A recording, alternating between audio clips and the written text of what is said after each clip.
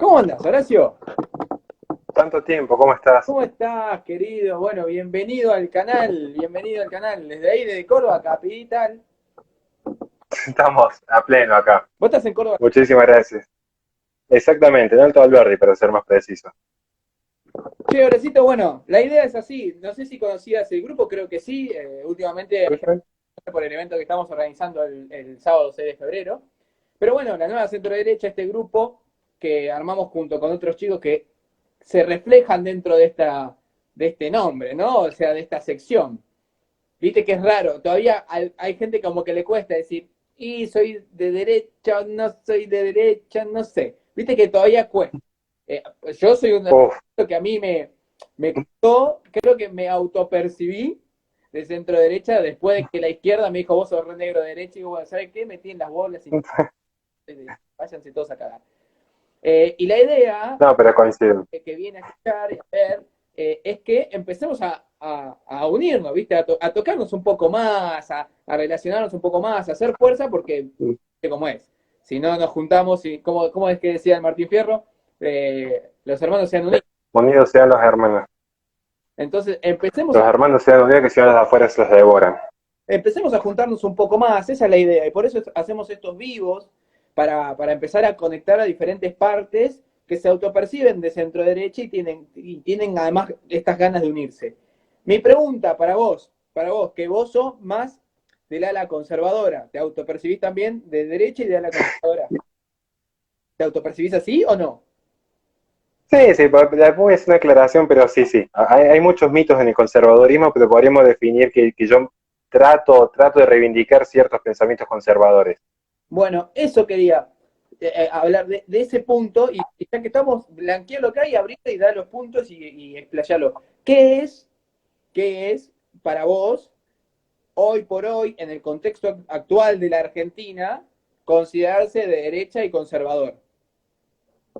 Es un tema muy interesante, y más en Argentina, porque en Argentina es literalmente derecha y conservador todo aquello que no es de la extrema izquierda, es como hasta Macri terminó siendo de derecha conservadora.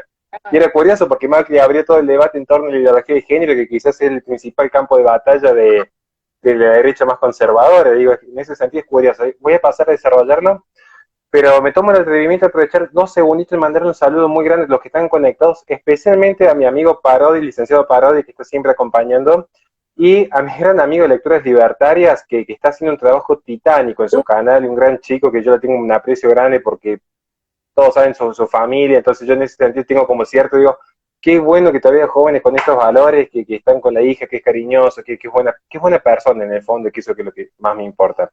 Y también a Máximo Flores, que se quedó anoche hasta las 2 de la mañana viendo cómo streamábamos un counter en Twitch. Bueno, vamos a pasar ahora a qué es la derecha conservadora, vamos un poquito más serio. Es curioso porque el conservadurismo no tiene grandes referentes, aunque todo el mundo cree saber qué es el conservadurismo.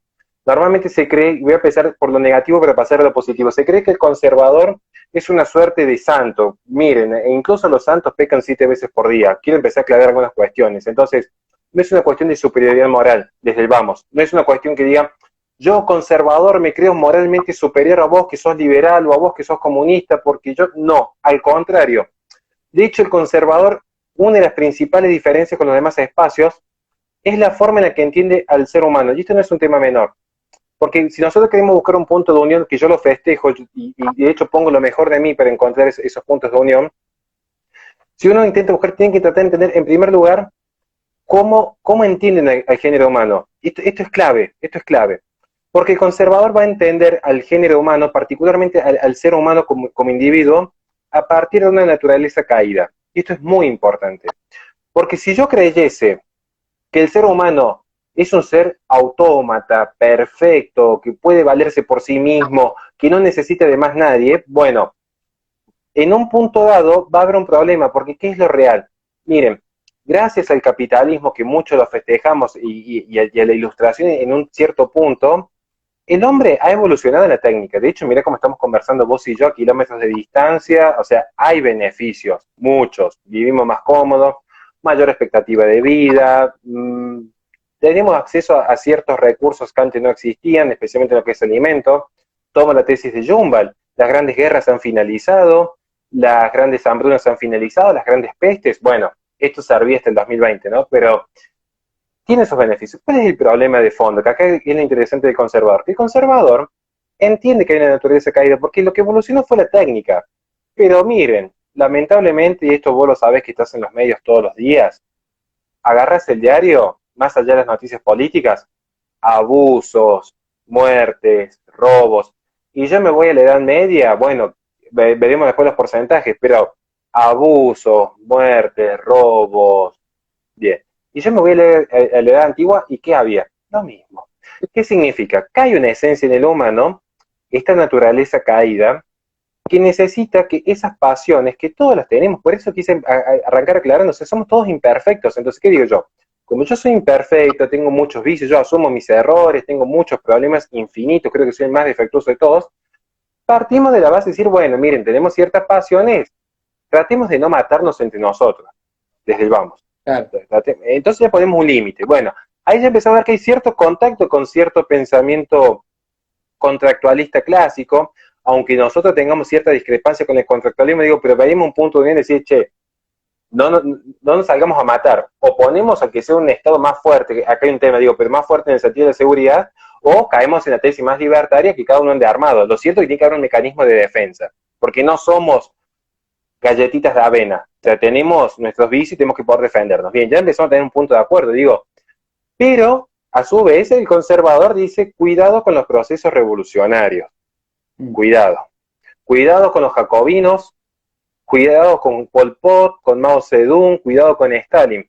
Porque curiosamente, muchos dicen, son colectivistas del Estado, pero cuidado, porque en el fondo, Pol Pot, Mao Zedong, Stalin, Margaret Sanger, Robespierre, estoy dando distintos intelectuales, fueron cientificistas. Claro. A partir de la ciencia económica, Marx era el más científico de todos, quiero aclarar, por ahí como que la gente no lee todo Marx, pero digo, era el más científico de todos.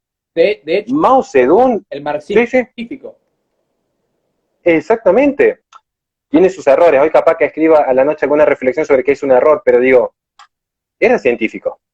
Y Pol Pot, ni hablar. Los campos eugenésicos de mitad del siglo XX no estaban inspirados en Dios y la patria y la familia, era la ciencia eugenésica. Cuidado, que por ahí hay mucha propaganda dando vuelta. Mao Zedong, a ver, estamos con el conflicto de China en este momento que nos toca a todos de cerca, más de lo que creemos, que ahí tenemos otro punto de unión que después podemos hablar de geopolítica. Y Mao Zedong se amparó exclusivamente el gran salto adelante, era la ciencia económica más la ciencia histórica fusionada en un proyecto de país. Y así le fue, digo, más allá de las matanzas, pero hoy es potencia china, digo, ¿no? Entonces, ¿qué es el conservador? Porque yo me fui por las ramas como me gusta irme a mí, no estoy cerrando ninguna idea, así que pido disculpas. ¿Qué es el conservador? El conservador no es ni cerca, y después voy a quedar que es la derecha, ¿no? Porque ahí tengo una discrepancia, y tuvimos una conversación con Nicolás el otro día. El conservador no es una doctrina política per se, ni siquiera es una doctrina política acabada. Es una filosofía de vida, es una filosofía, digamos, de la vida política del hombre, pero centrada esencialmente en el individuo, tratando de limitar en lo que se pueda y sin los mecanismos coercitivos lo que son las pasiones caídas del hombre. Esto creo que es importante aclararlo, porque hay una serie de mitos en torno a que el conservador es ante todo estatista. Sí. Pareciera ser real si uno toma ciertas experiencias históricas en Argentina, que creo que el conservadurismo también tiene que limpiar un poco la imagen, porque lo mismo que le ha pasado al liberalismo luego en los 90, también tenemos que limpiar algunas cuestiones de la imagen. Sí, totalmente. Pero, ¿qué es lo interesante del conservadurismo? Que trata de entender que el humano es falible, se equivoca todo el tiempo, por lo tanto tiene que haber una forma de ponerle freno a esas pasiones, pero no a través del Estado, sí a través de la comunidad. Por eso van a ver que el conservador puede, y de hecho lo van a ver en mi canal, que tengo hasta una conversación con Javier Milei con muchos puntos de acuerdo, como también tengo muchos puntos de acuerdo con Lucas Carena, que representa quizás una de las más duras del nacionalismo. ¿Por qué? Porque primero que estamos aprendiendo todos. Yo soy el más ignorante, así que yo estoy aprendiendo todos. Digo, pero porque además al conservador le interesa mucho la vida comunitaria, que hoy se ha puesto en auge con esta visión de lo que es el globalismo frente al patriotismo. Se pone en auge porque esa vida comunitaria es un cuerpo intermedio. De hecho, esto lo insistimos muchas veces. Si uno estudia en profundidad lo que es el lazo intergeneracional que plantea Edmund Burke en las reflexiones de la Revolución Francesa, no van a notar grandes diferencias, grandes, hay, es verdad que hay detalles, con lo que es, por ejemplo, el orden espontáneo de Hayek. Porque el tema es, si la visión de lo estatuido, la visión de lo estatuido es producto de un legado cultural a la que las personas se ascriben libremente y porque se sienten cómodas, porque son buenas y sanas costumbres, o si es acaso una visión centralizada, gubernamental, coercitiva, que está vulnerando las prerrogativas naturales del hombre. Bueno, claramente que el conservador va a inclinarse, por eso el conservador es naturalmente de derecha. Claro. Este es un tema que yo quería tocar. ¿Por qué de derecha? ¿Por qué no puede haber un conservadurismo de izquierda? Que muchos dicen, Marx era el más conservador de todos. Digo, cuidado, que mantener tradiciones o mantener premisas a lo largo del tiempo no te hace necesariamente conservador. No te hace. Y eso es, Yo siempre ¿me entendés? que venía también de la mano de las tradiciones. Como, bueno, porque uno quiere, vengo de desconstruir la palabra conservar, ¿no? Conservar ciertas cosas, ciertos valores y principios naturales, como me venís diciendo vos, como evidentemente el ser humano tiene una tendencia a repetir ciertas cosas a lo largo de la historia, no importa si sea el siglo XX, el siglo XVIII, el siglo XIX o sea el 2040. Seguir queriendo Muy, sexo, o sea, hay cosas que yo pensé que era mantener la tradición, pero según lo que vos me estás iluminando, no necesariamente la tradición sea parte de la génesis conservadora, digamos. claro, pensemos en un ejemplo muy sencillo, muy interesante, porque ¿de dónde viene la palabra tradición? Es interesante estudiar la etimología de las palabras para comprender, y yo entiendo que a veces la conservación tiende a caer en ese error, porque, por ejemplo, conservación, tenemos desde la conservación en términos filosóficos hasta en la propia biología, hay una la biología es naturalmente conservadora, digamos, con esa excepción digo, ¿no? Claro. Pero la tradición del tradere, de transmitir, no siempre lo que uno transmite es bueno. Yo, por ejemplo, yo no soy, a mí por ahí me han arrogado cosas que no he dicho nunca, digo, pero yo jamás dije yo soy un intelectual, de hecho yo transmito lo que recibí, ¿de quién lo recibí? De Miklos Lucas, de Pablo Muñiz Urresti, yo transmito lo que ellos me han enseñado, o sea, entonces eso sería una suerte tradicional. Hay tradiciones que son buenas, pensemos por ejemplo, vamos a tocar un tema que a ustedes les va a gustar mucho, Alexis de Tocqueville, es muy interesante leer a Alexis de Tocqueville, es interesante leer a los liberales clásicos, digo, ¿por qué?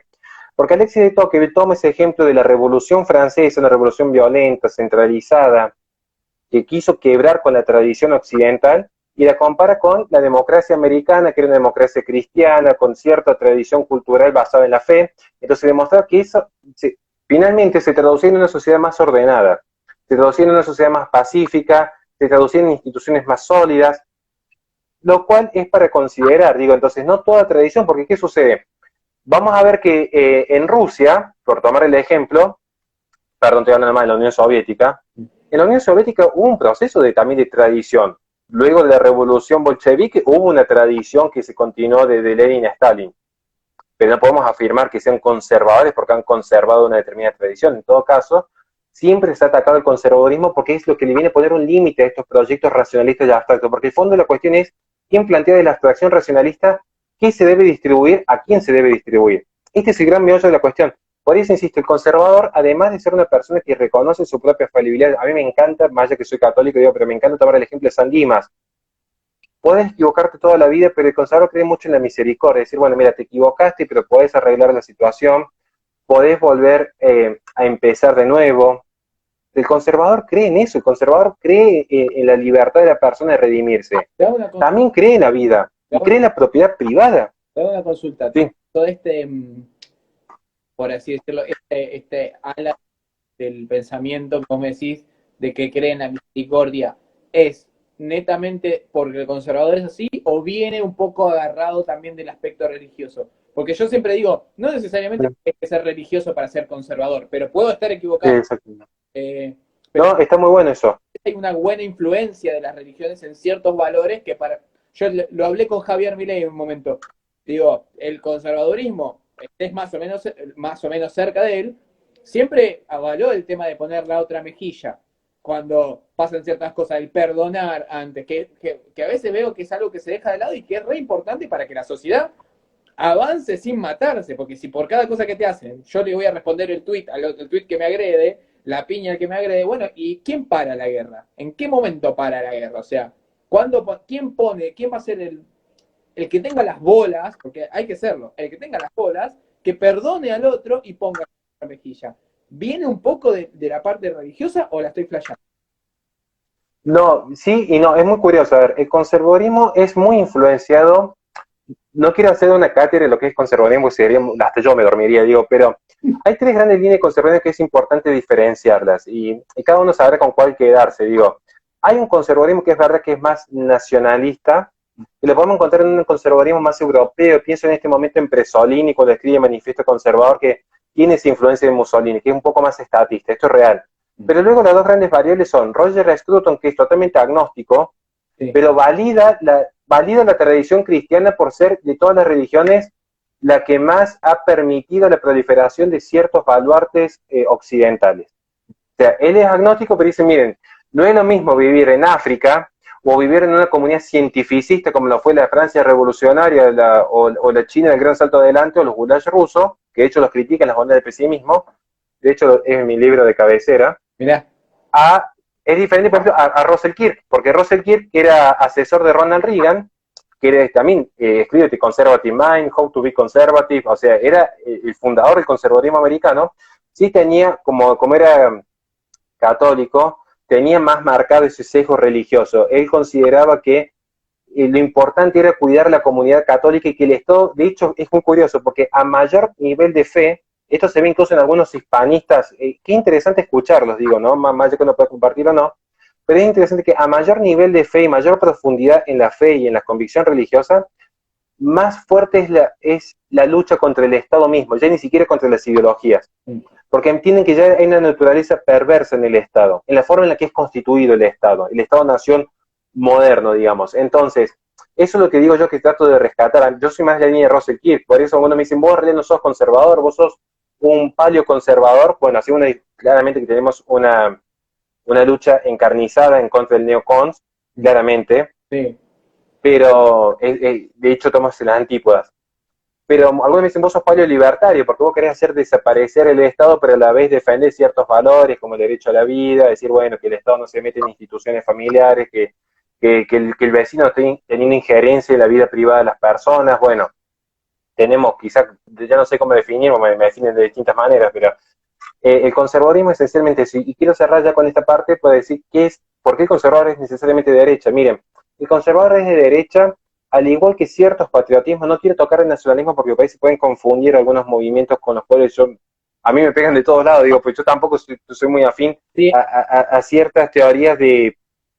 Yo creo que es verdad que hay ciertos capitales privados que han financiado el progresismo, y eso te ha demostrado, lo hice con Villamor, con Pablo Muñoz, que son latentes. A ver, uno ve la empresa de Twitter y después podemos desarrollar esto, digo, pero no por eso, no porque yo denuncie a ciertas empresas privadas como IPPF, como Facebook, como Disney o Netflix, voy a caer en teorías de que sea una sola religión la que quiere dominar el mundo. Yo creo que hay fenómenos culturales que son propios de un orden espontáneo, que nos pueden gustar o no, pero surgen naturalmente en la sociedad, más en una sociedad que cambia a pasos agigantados como la posmoderna.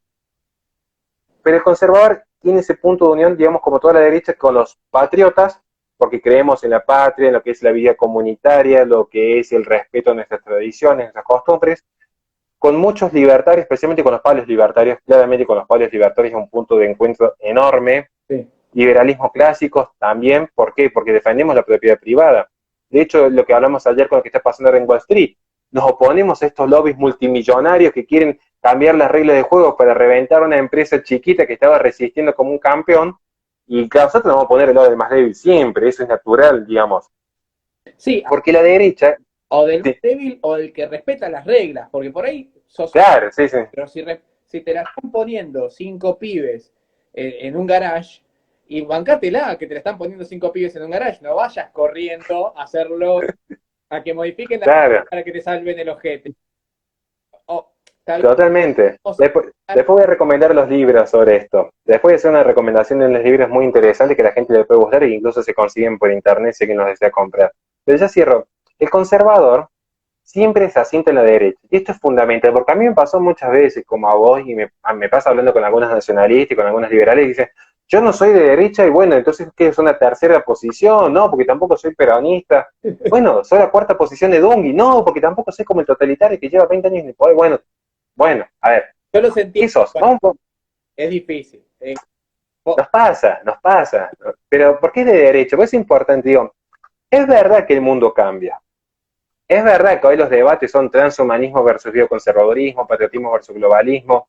Hoy de repente lo que son las esferas del espacio público y privado no son tan fáciles de entender como pudo haber sido en un imperio romano. Hoy de repente una plataforma privada como Twitter, que es una plataforma privada, acciona en el espacio público y te define un gobierno completamente, digamos, te marca la agenda política completamente.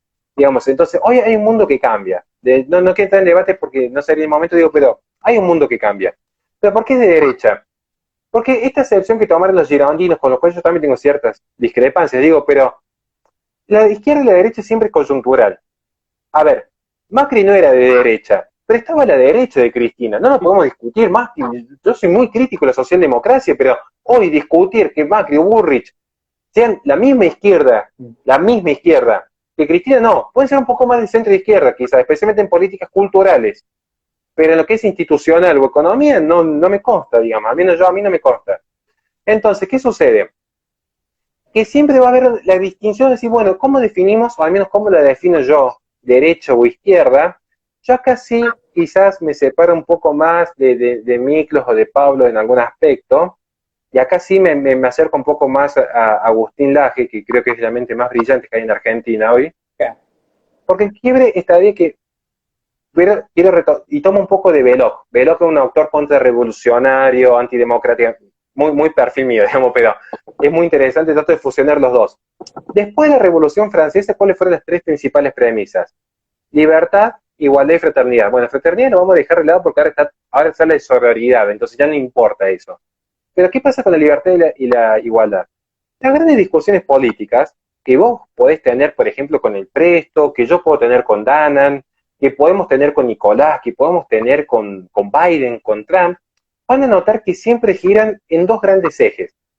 ¿Hasta qué punto hay libertad y hasta qué punto hay igualdad? Y van a ver que cada discusión que tenga van a estar siempre oscilando estos dos aspectos, libertad o igualdad.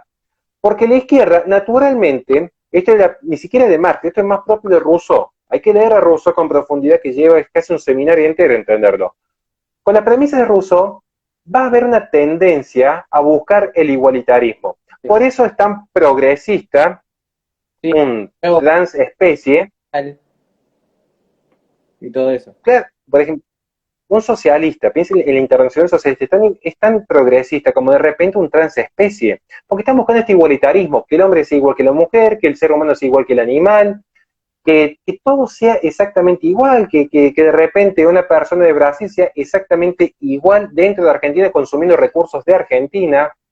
Está siempre esta búsqueda de decir, bueno, pero hay desigualdades naturales, pero por capacidad, por talento, por biología, por cualquier fenómeno que haya, por el tipo de crianza, por la comunidad en la que hemos nacido. Ahora es, ¿quién subsana esto? ¿Lo aceptamos en una forma estoica?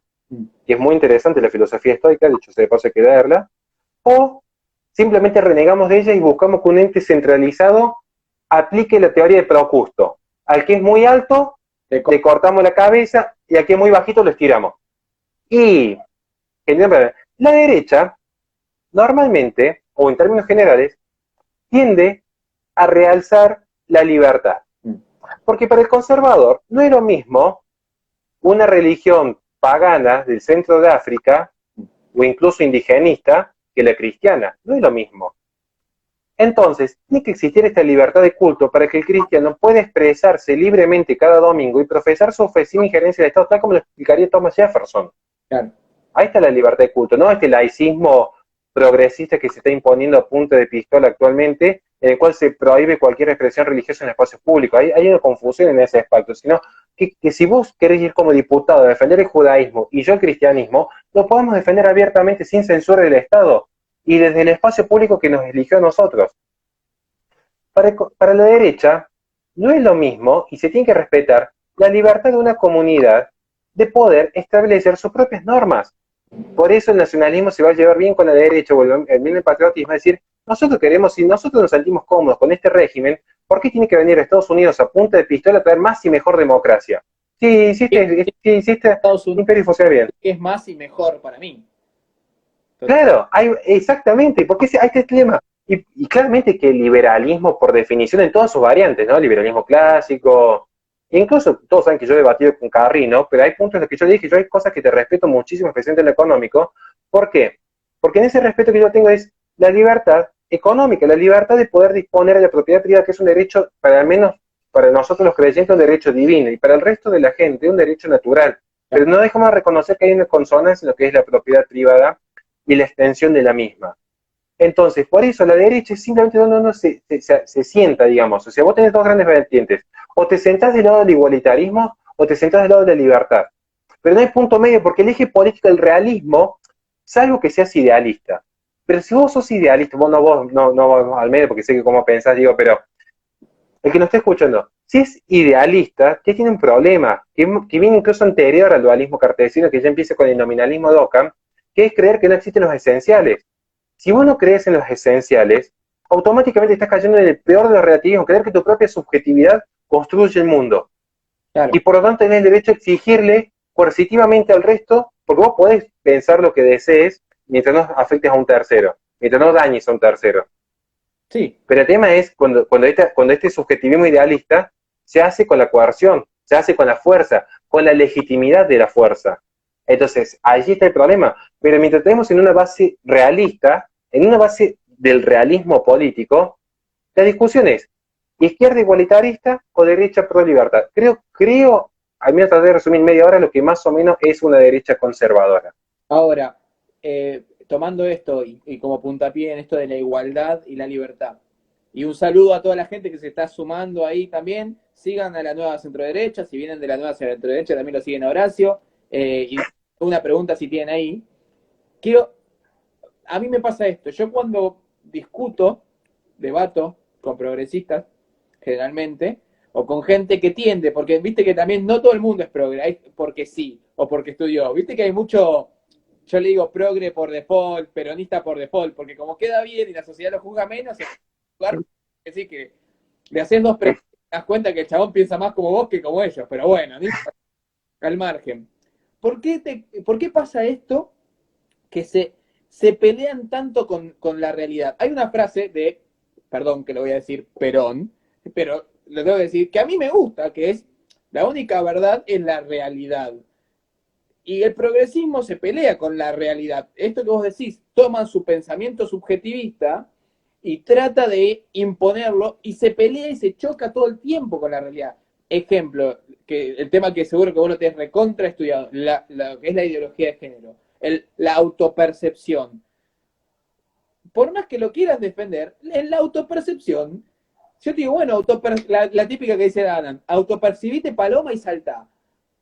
Te chocas con la realidad. Entonces después tenés a una persona que cambia de género, cambia de sexo y se hace boxeadora y era un chabón y te caga trompadas a todas las minas. Entonces, vos decís, ¿no te das cuenta en la lógica que esto va a pasar? ¿Por qué pasa tanto esto? Que se pelean con la realidad, se chocan con la realidad. Como que acá está la realidad, es una pared, este es el progre y está con la frente ahí dándole y no se da cuenta, no lo ve, no lo...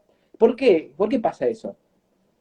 ¿O por qué se... Qué pregunta es muy compleja y muy profunda la pregunta, porque parece una pregunta simple, y de hecho este es tema de seminario.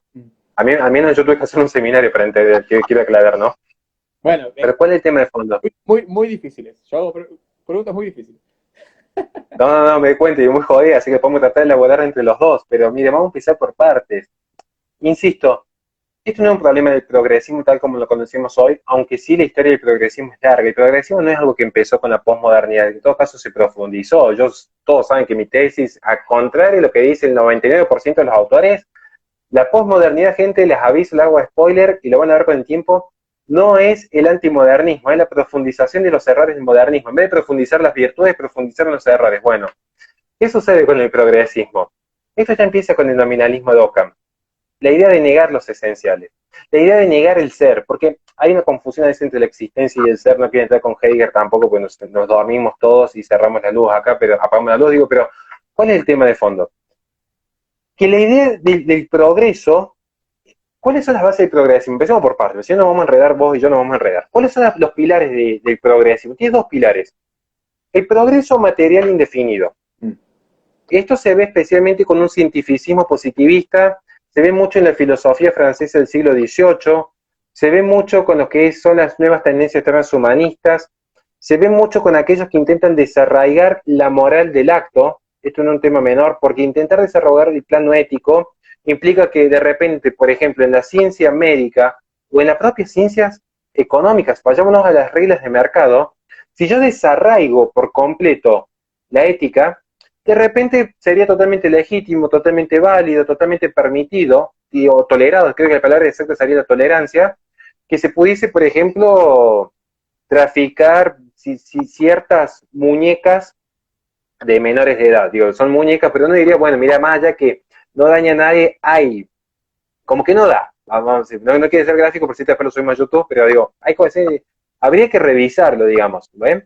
O decir, bueno, porque podemos empezar a experimentar con la clonación humana, podemos empezar a experimentar con ciertos temas que por ahí no, están bastante debatidos en ética. Eso, esta idea del progreso indefinido, que se aplicó, aunque tengan ejemplos muy extremos, vamos a ir a cuestiones más esenciales, o más básicas, digamos. El utilitarismo.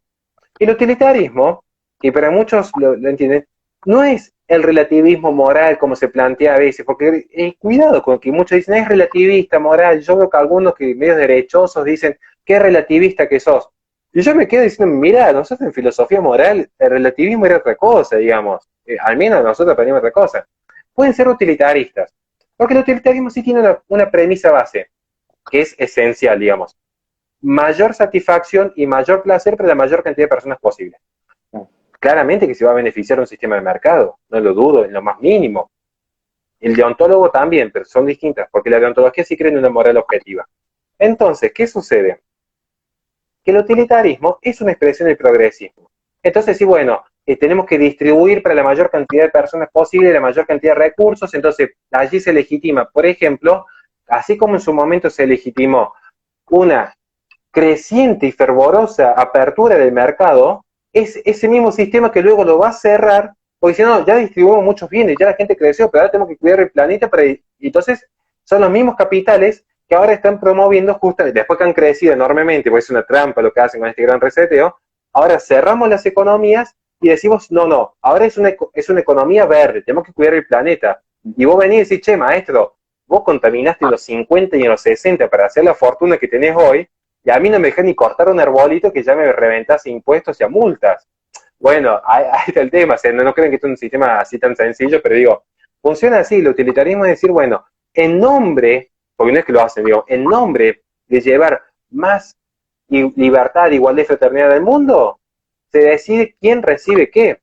Y eso genera una apuesta, una cultura del descarte, como pasa en Europa con la tercera edad, o una cultura del descarte con los niños por nacer, como sucede en ciertas partes de África o en América Latina, digamos. O sea, porque esto, generar recursos para todos, tiene que generar que solo cierta parte de la sociedad siga produciendo y consumiendo.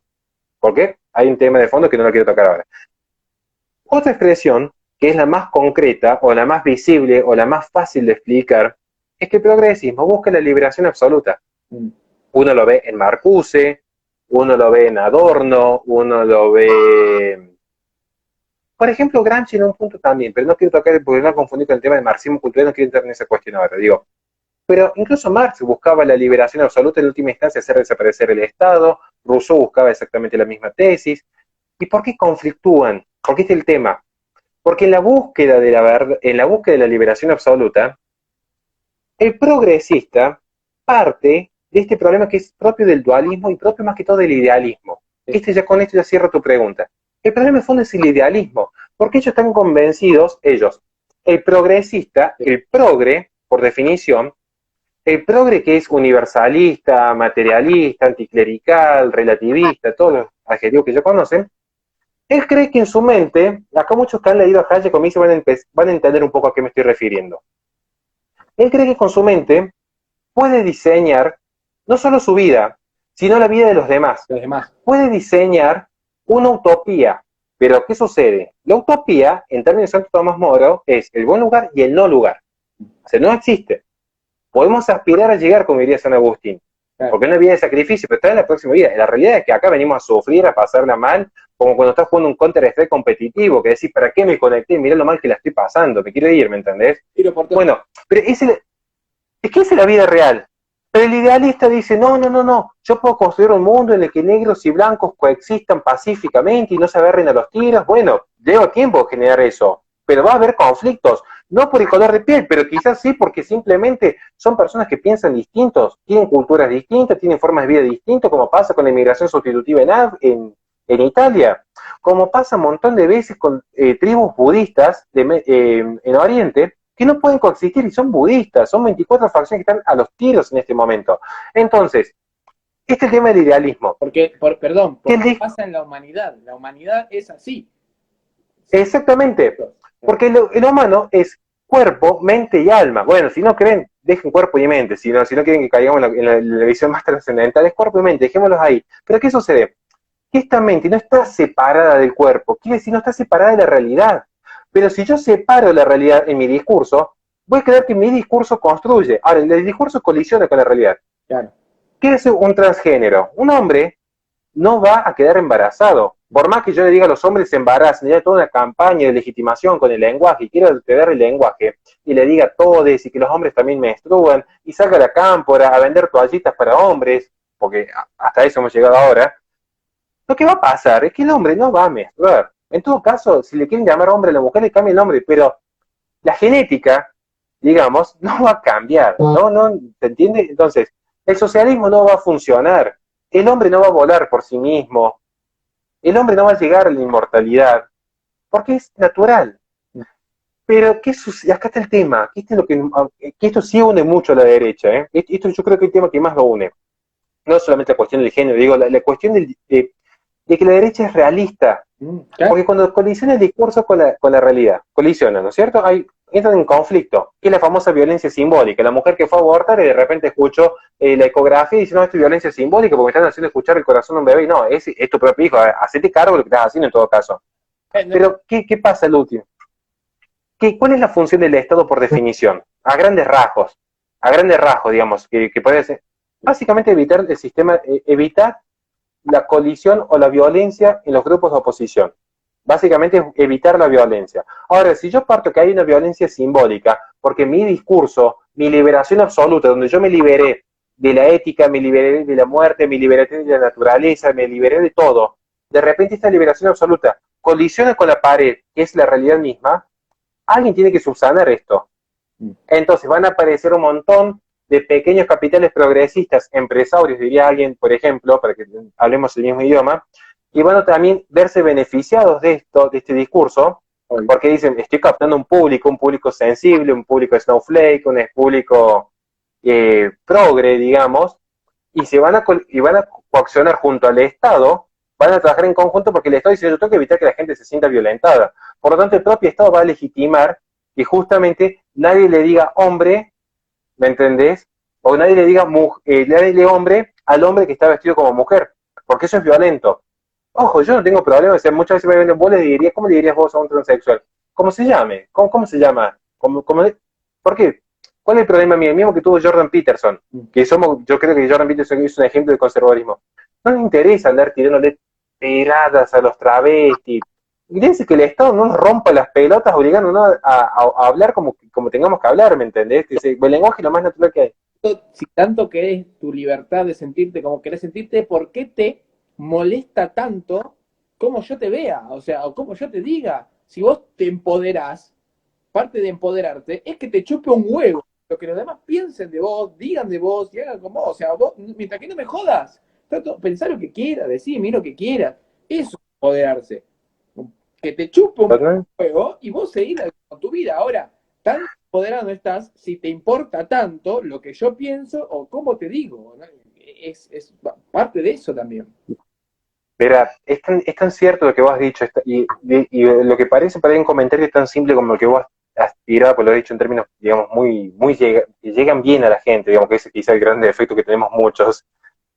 Es tan profundo lo que has dicho que ya, mira, te quiero cerrar lo que vos preguntaste con esto. Esta idea de evitar la colisión entre el discurso y la realidad, que aparece el poder político que no necesariamente es el Estado, quiero aclarar, para venir a subsanar esta situación, finalmente en pos de que todos se sientan igualmente liberados, y entonces está siempre esta búsqueda, ¿viste? Decir, bueno, que todos tengan la misma igualdad para expresarse y que todos tengan la misma igualdad de no ser ofendidos. Bueno, es tan profundo que he dicho que la izquierda, hay dos grandes personajes que ha raptado por completo, y los ha raptado, los ha tergiversado, los ha apilado y lo ha construido como un hombre de paja a su gusto y antojo, que son curiosamente, Lacan y Foucault. Claro. Curiosamente, todo el mundo dice, no, son re zurdos, y te hablan de mayo francés. Yo hice un documental sobre el mayo francés, particularmente de Marcuse, y cuando me tocó estudiarlo el tema en profundidad para el documental, yo decía, pero nada que ver lo que es el pensamiento lacaniano con lo que es efectivamente lo que hace la izquierda. Porque en el fondo, cuando hablan del empoderamiento, los grandes intelectuales, que ahora son como la bandera de la izquierda, pensaban igual que vos. Pensaban en ese, si yo quiero ser libre, por ejemplo, yo sé que hay un montón de gente que me critica. Y a ver, y bienvenidos a las críticas, pues yo las tomo a bien. Digo, bueno, a ver, si me equivoqué en algo en la vida, ¿qué hice mal? Esto, bueno, lo corrijo. Se corrige. Sí. ¿Saben cuántas? A mí me encanta hacer boxeo. ¿Saben cuántas veces he perdido arriba del ring? Y yo digo, qué bueno, porque quiere decir que me falta muchísimo por mejorar. Pero ahora, la izquierda no funciona así. La izquierda necesita de ese colectivismo totalitario y patotero, de que necesitan el apoyo de sentirse, que muchos acompañan lo que uno está diciendo, porque no están seguros de lo que dicen. Si no, necesitarían estar haciendo una publicidad enorme de lo que creen. Ni siquiera es propaganda, es publicidad. Tengo razón porque la tribu me acompaña, piensa igual que yo, todos ellos piensan igual que yo. Entonces... Claro, y a su vez hay un riesgo, que eso es muy curioso. Miren, yo en eso sí me equivoqué hace poco, por eso tuve que modificar una parte del libro que estoy por sacar, porque yo en un momento pensaba, hablaba justo de la cultura de la cancelación que está tan de moda, ¿no? Digo, es un peligro para más de uno. Pero lo que sucedía era que yo pensaba en ese momento, cuando hablaba de la cultura de la cancelación, en esos comportamientos tribales y en el ostracismo. Es decir, mira, no cumplió ciertas pautas de conducta establecidas, quizás en forma consuetudinaria, ya no en los mecanismos legales romanos como conocemos en Occidente, pero no cumplió con estas pautas, lo expulsamos de la tribu. Y en eso Agustín Laje me corrigió muy bien y me dice, tened cuidado con ese concepto, dice, porque ese comportamiento tribal era una mayoría que deseaban aplicar una norma de conducta que se venía gestando de generación en generación. Hoy lo que sucede, por ejemplo, con la cancelación, que es una herramienta por excelencia de la izquierda, miren lo que le ha pasado a Trump, si no, esta herramienta de la cancelación en realidad es una minoría que ha creado desde el racionalismo abstracto, desde su propio sentir, que no es lo mismo que el ser, desde su propio sentir han creado una nueva regla y esa regla los legitima para expulsar de la comunidad, en la ontología digital particularmente, al distinto, al otro, al que no se adaptó. Entonces, ese es el tema diferente. Que hoy, estos comportamientos totalitarios, a ver, el comportamiento es totalitario, pero no es totalitario per se, por cuanto no abarca una totalidad. No, es... Porque en realidad son una minoría. Es el tema de fondo. Es la tiranía de las minorías. Son unos pocos que están dictando el ritmo social con actitudes, pensamientos, no sé si pensamientos, pero las acciones. A mí no me importa tanto el que pensás, sino el cómo accionás. La acción es totalitaria. La acción es de callarte, coercitiva, querer controlar cómo pensás. Vos no podés reírte de esto, vos no podés decir aquello, vos no podés... ¿Quién sos vos para decirme qué mierda puedo hacer yo con mi vida? Mientras que no te dañe físicamente o te injurie. Y después que lo diga la justicia, además no vos, no lo vas a decir vos ni tu grupo de 50 trolls que están ahí escuchando Futurock. Que lo diga la justicia, vos no me vas a andar diciendo qué puedo, qué no puedo hacer. Coincido plenamente, quiero aprovechar de mandar un saludo a dos grandes amigos, a Alejandro Garzón, que está siempre del otro lado, que se suma a esto de la nueva centro derecha, que está muy interesante, y a Mel Gutiérrez. Bienvenidos. Quería tocarte, ya veo que tengo como si no pasó, perdón sin poderme colgar, ¿no? Porque es un tema que a mí hablar de filosofía, de política, es un tema que puede estar hasta las 5 de la mañana discutiéndolo porque me apasiona. Pero el tema de fondo es que yo creo que hay que hacer hincapié, al menos creo yo, lo que es la centro derecha, que en empezar a revalidar lo que son las libertades, que es el punto fuerte de la derecha, en contra del igualitarismo. Sí creo que hay un desafío grande en torno a qué es la libertad, digamos, porque ahí si yo le pregunto a más de uno qué es la libertad, ya tengo un problema, porque uno me dice libertad positiva, otro es libertad negativa, La libertad de Guattari no es lo mismo que la libertad de Cristo, digo, ¿por qué? Porque cada uno tiene su versión de lo que es la libertad. Pero sí creo que es momento de reaccionar, porque fíjate vos que el problema de la izquierda, como de toda persona que es perversa, esto es un problema de psicología, esto es un problema de la psicología, ¿no? Pero digo, en toda persona que tiene ese grado de perversión, no saben frenar. Creo que eso sí, el de la derecha en más o menos medida, en algún momento dice, bueno, ya está, a mí me pasa cuando voy manejando y que alguno te quiere venir a pelear, es decir, mira, maestro, a mí me encanta pelear, pero no voy a bajar a pelear en la calle como un animal, no, no, subamos al ring, estemos como caballeros, pero no. Entonces uno sabe decir, mira, bajo la cabeza, ya está, tenés razón, me equivoqué, listo, cortemos, ¿me entendés? Me, no me gusta autorreferenciarme, pero yo un montón de veces tenía un montón de discrepancias, por ejemplo, con Presto. Y yo lo aprecio un montón en un montón de aspectos, pero no tiene diferencia porque él tiene una visión de la iglesia que yo tengo otra. Claro. Podemos discutir, pero yo voy a decir, pero basta, ya está, no, seguir peleando por pelotudeces con el problemas más graves. Y de hecho, cuando lo metieron preso, de los primeros que fue a la marcha, que hizo un video y mostró todo, fui yo, porque incluso lo llamamos de la radio, porque hay cosas que no dan, o sea, por más que sean, entonces, decir, che, hasta acá llegamos, tenemos un enemigo que nos está metiendo preso en el Estado, no vamos a seguir perdiendo tiempo con estas boludeces, pues son boludeces en definitiva. Entonces, pero la izquierda tiene ese problema, la izquierda no sabe frenar. La izquierda como perverso, si ve que está sufriendo, si ve que puede lastimar un poco más, va a hacer hincapié. Por eso es necesario que la gente reaccione, porque el problema de fondo no es político, el problema de fondo es cultural. Sí, totalmente. Porque si este fuera un problema político, el kirchnerismo no volvería nunca más. Porque después todo lo que ha robado y todo lo que ha hecho, a ver, en plena cuarentena por mucho menos se fue de la ruta. Acabo de decir, ahora es radical, viste que siempre te ponen un adjetivo, no. Creo que el peor partido de la historia, pero digo, por mucho menos vos sabés que el de la Rúa se fue. Acá lo mataron a Espinosa. O sea, mataron a un hombre que salió a buscarle comida a la familia. Lo del caso de Solange, el caso de Abigail, son animales. No. El tipo paseando con el perro, lo del Teta Gay, o sea, tenemos para hacer dulce, pero porque el problema es cultural. Acá la gente sigue creyendo que esto se combate entre el centro político y la izquierda. No. Entonces hay una suerte de centro izquierda. Totalmente cultural. Precio, me están quedando el último 10% de batería, por lo cual. F. Esta es sí, porque estuve grabando hoy y se me está muriendo. Mi pregunta para finalizar, y agradecer a toda la gente que nos acompañó, sigan los abrazos, sigan a la nueva centro derecha, acuérdense del evento de Tipito de inscribirse, por temas de seguridad, de inscribirse. Mi pregunta es, 3 cosas, porque viste que hay un crecimiento del liberalismo ahora, gracias a también la influencia de Milei y todo. Tenemos que unirnos. Y para mí siempre es importante entender 3 cosas que nos unen, que vos ya estuviste diciendo un par, y 3 cosas que sentís que tenemos que charlar, por lo menos para entender, che, acá tenemos una diferencia, no es tan grave, pero tenemos una diferencia y no lo vamos a poder conciliar porque está dentro de la naturaleza de nuestro pensamiento y nuestra comodidad de la vida.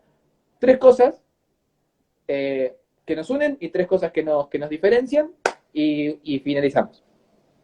Perfecto, vamos rapidísimo. En primer lugar, lo primero que nos une, insisto, es el posicionamiento que tenemos frente a la libertad ante el igualitarismo. Es lo fundamental. El segundo punto de unión es el amor a los cuerpos intermedios que son libres y voluntarios. En tercer lugar es la madurez que ha asumido muchísima gente y que yo voy a intentar emular a partir de ahora en gente como vos, que han tenido la madurez y la humildad de decir, muchachos, frenemos un poco porque nos estamos yendo de mambo y necesitamos empezar a construir un futuro porque se nos hunde el país a pedazos. Entonces, con gente como vos yo creo que es posible y bienvenidos a tu proyecto y desde ya contás con todo mi apoyo en ese sentido. Todos saben que yo vengo de una línea más propia del NOS y estoy dispuesto a dialogar con ustedes con todo gusto y construir a futuro. 3 cosas que nos desunen. En primer lugar, hay que repasar fundamentalmente, y esto es un tema que, aunque ya se haya legalizado el aborto, creo que la cuestión todavía no es un tema menor. Okay. Tomo en ejemplos concretos en Pablo Muñoz Iturrita, Nicolás Márquez, Agustín Laje, Miklos Lucas, que son grandes referentes, que tienen una posición marcada en este sentido. Entonces, aunque estés a favor de la despenalización del aborto, si estás en contra de que el Estado lo financie, en todo caso, pasate del lado celeste y no del lado verde, digamos, incluso por una cuestión de lectura política, digamos. Creo que falta esa lectura política, es decir, los que marcharon para reducir el presupuesto en 2019, creo que habían sido 15 personas cerca de la AFIP. los que marcharon por la causa pro vida fueron más de 100.000, entonces al menos por una cuestión de lectura, digo, ¿no? Segunda cosa que no sé si nos desune, pero sí que es necesario sentarse a dialogar. El concepto de libertad, porque no es patrimonio exclusivo de una ideología. De hecho, hay que empezar a repasar el concepto de ideología, desde el vamos, ¿no? Eso ya es un tema muy profundo. Pero además decir, ¿qué entendemos por libertad, digamos? Eso creo que va a allanar el camino. Claro. Aunque parezca que va a ser el punto de desunión, yo estoy diciendo de este lado de la desunión, cuando nos sentimos de verdad que eso va a allanar muchísimo el camino para la unión. Sí, Sentarse a dialogar el concepto de libertad. va a ayudar a entendernos que hablamos el mismo idioma. Digo, por ahí su concepto es otro, pero lo entiendo por lo menos, y eso te ayuda. Porque vamos a buscar los principios. Y como siempre dice mucha gente, y especialmente nuestro gran y querido Neto, son principios, no finales. Y aunque fuera una obviedad, si fuera tan obvio, no tenemos que estar explicando. Y el tercer punto que quizás tenemos que limar en algún momento sería tener la humildad de dejar el pasado en el pasado. Y esto es difícil, y creo que eso ya es una cuestión más de ego individual. Sí. Pero una vez solucionado eso, yo creo que una vez que se dejan esa cuestión de egos, está todo servido para crear una unión verdadera de la derecha que termine cohesionando como una suerte de partido republicano en Estados Unidos a distintos espacios. El Partido Republicano tiene desde el Tea Party hasta Sí. de todo ahí, o sea, hay una ensalada interesante. Pero bueno, no dejan de ser el Partido Republicano que se enfrenta a los demócratas. Así que bueno, muchísimas gracias a la gente que se ha conectado y estoy más que agradecido por la buena onda de todos y especialmente por tuyo. Para mí es un honor y un gusto seguir aprendiendo de vos. Y que yo también me quiero quedar, algún día tenemos que, cuando vaya ahí a Córdoba o venga para acá, tenemos que pedir 4 o 5 birras y hablar, porque vos sos un libro abierto de filosofía y a mí me encanta filosofía y filosofía política, además que más todavía, soy adicto, te escucho y me hago 4 pajas, para que te des una idea. Nada. Qué fuerte, no quiero pensar en eso la próxima, cuando esté hablando en el próximo Twitch, digo, acá está el negro, mira. Dale, hoy a la noche me toca lo que dijiste. Así que Sí, muchísimas gracias. el comienzo, como dijo Neto, es el principio, no el final. La nueva centro-derecha es el principio de la unión. La idea es esa, empezar a juntarnos, tocarnos, hablar, dialogar, debatir. Como ayer hablamos la semana pasada con gente del PRO, hoy hablamos con Horacio, que viene más del lado de NOS, y mañana, quién sabe, por ahí hablamos con Trump. Mirá el clip hoy que te dejé. Mirá el clip que te dejé. Sí. Nada. Ya, yo me tengo que ir también, pero te digo, antes que se nos corte, yo digo acá de total en público, no tengo ningún problema. En lo que ya te puedo dar de mano, ya sea conseguirte algún contacto, incluso con los canales, yo le armé el canal a Cristian Iturral, así que aprovecho que si lo quieren seguir también, le estoy ayudando a Villamor en este momento también con su canal. Lo que yo pueda colaborar, lo hago de corazón, lo hago simplemente de corazón, así que en ese sentido tranqui, que lo que podemos sumar, lo vamos a sumar. Muchas gracias, Darecito. Muchas gracias gente, nos vemos. Para este sábado, no se olviden, inscríbanse para el evento de Tipito. Ahí está la nueva centroderecha.com. Traigan agua, inscríbanse. Los queremos. Chau, cuídense y hasta la próxima.